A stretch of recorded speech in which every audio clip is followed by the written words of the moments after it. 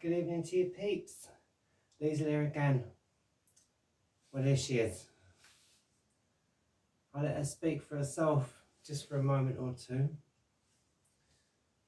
I'll refer to my captain's log. This is our new addition to captain's log because, as you know, Liesl needs a bit of paper these days. More and more senior moments. But anyway, enough from me, straight on. So, yes, if you've been with us over a few episodes now, I'm sure you have been following the progress of the gift from the parking lot fairies, which is this magnificent gitty here. Finally, she is in one piece, guitar shaped and ready to go. I haven't strung her yet, largely because this one has 6 strings, so it's going to take me twice as long with unfamiliar tunings, I must say, because I tend to use, well, I always use open tunings. But yes, you know, this one in particular receives so much love from us, from you, this wonderful community, this ever-growing community, and let me say once more, my very latest subscribers, thank you ever so much for joining the crew and joining in all the guitar madness we do enjoy, I'm sure, on here. So a bit to get through, less from me, and I'll take you straight in on this build because I must admit, as they say, it's been emotional, and it has really, because of all the wonderful comments and input from all of us really, and yeah, quite a quite a roller coaster ride during the build, but I think we're finally there. So taking it from the top. Okay, so I've named this one Georgia, and there she is. You can see it on the front. And the special surprise is the addition of this heart-shaped sound hole. It's kind of fitting that the last piece of the construction, so I don't mean the sort of peripheral parts like the pegs and the saddle and everything, but the last piece of the construction was the first piece that I cut out of there in order to receive the neck. So I don't know, I thought there was something in that. The first piece to come out was the last piece to go back in. And that kind of, yeah, I think that highlights this build quite well. So, from the top, first thing I did since last coming to you anyway was to stain the body. Now I did use the usual coffee and tea to highlight the grain and to bring that out. But I also added a little bit of acrylic paint. It's just water-based acrylics to kind of match the wood with the neck a little bit. And I think if I come and sit on the stomp box, we can perhaps get a bit closer and have a slightly better look at that. So yeah, basically just kind of very basic artist's acrylic paint. But I think you'll agree that it's kind of highlighted the rest of the build on here. And yeah, 1 or 2 shout outs to come. The pegs I already had, they were existing in my stock cupboard. So I fitted the pegs from Amazon. They're about $10. And I do like these because I really like the half moons. I think they suit this little giddy pretty well. The neck seems to be fairly straight. Yeah. Special thanks to Bob at Not the Chair Circle, because the saddle on this beast actually came with a dobro that he donated to the channel last year.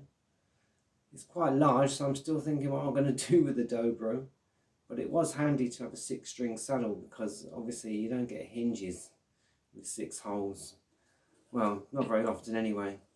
And I just thought with this one it really just fits quite nicely. I did break down, it was quite a wide but very flat cigar box, so really not big enough to make a body, but it was perfect for this. And you can see I joined the 2 pieces together That's the back and the front of the box actually. And this thin strip of wood, it's kind of like a lintel or even like a keystone. It's kind of holding these two panels together. And I just glued that onto the top there. She's quite a hefty old beast. Solid ply on the back, just to receive the said saddle. If you look along it, I'm hoping that I've got it straight, but we've got a little bit of wiggle room there if we need to, and you can always loosen this and adjust it slightly. And I do like this as you look down the body. She's quite a beast, quite a cabinet really. And yeah, so the last 2 days I did work quite hard on this one. As I say, I haven't strung her yet, but I have fitted the new nut which I bought and basically sanded very lightly with 15,000 grit to really help that to stick, and it's been sticking this afternoon. I want to leave it overnight really, which is why I haven't started stringing her. Plus, as I say, it's going to take me twice as long because she's got 6 strings.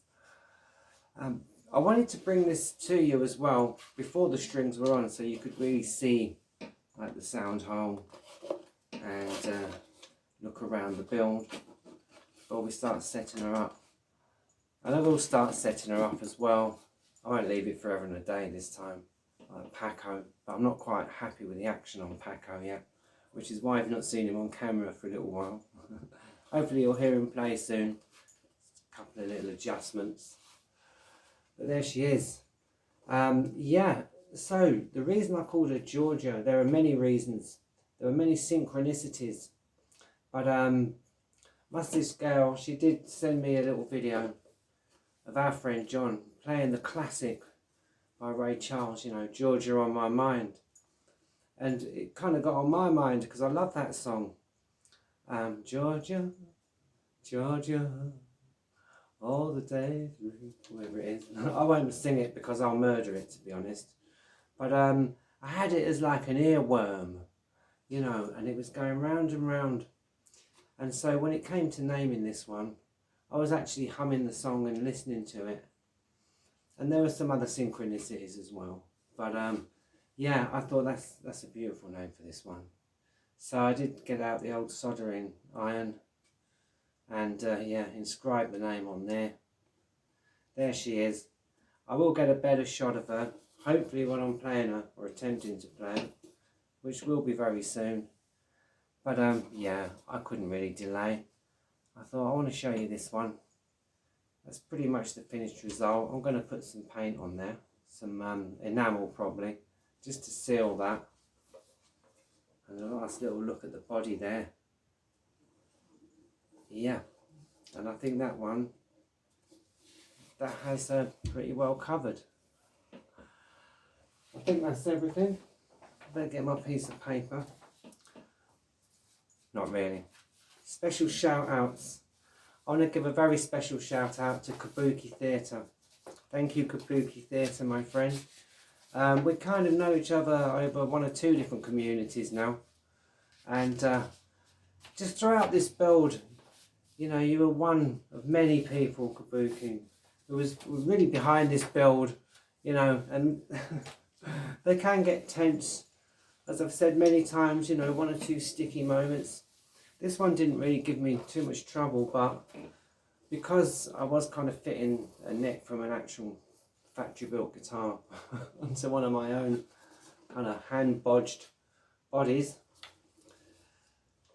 there was a lot of balancing up and making sure it's straight and things I didn't really anticipate. But then I didn't have any expectations when I went on this build.